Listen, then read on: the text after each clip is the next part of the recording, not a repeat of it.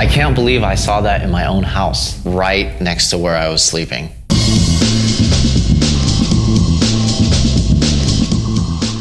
Being an automotive journalist, I'm rarely at home, but I had to take some time off to take care of this. I first started noticing bees flying around as I was getting out of my car. As I was sitting at my desk, I would see kind of the shadow of bees as they would pass in front of the window. I just was kind of wondering where they were coming from. My neighbors were concerned, especially because they have small children. They're the ones actually who noticed first that they were coming out of my house. And I found this guy, Mike the bee guy. He's really into bees. This guy has 14 hives at his house, and his hobby is basically just saving these beehives. I had no idea where the bees were. I put my ear up to the wall and I didn't hear a thing. But somehow Mike just knew. I guess he's just that experienced with bees.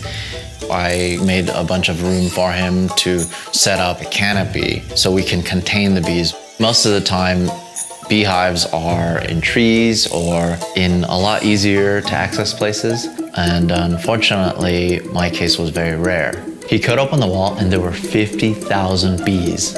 He first vacuums as many bees as he can up with his own invention, which is called the bee vac.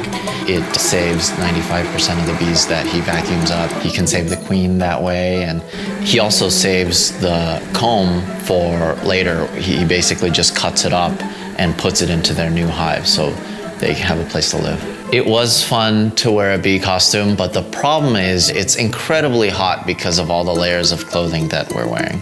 The bees actually seemed to like me, and they would hang out on my head or around me, but they didn't sting me.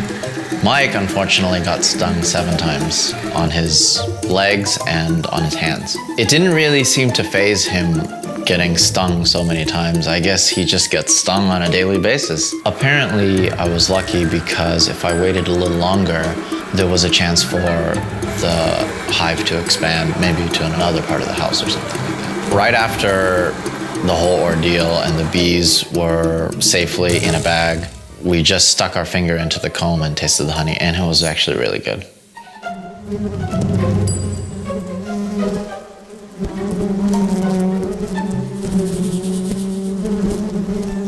I haven't visited the bees, but I know they're doing well. They're enjoying life on a farm now.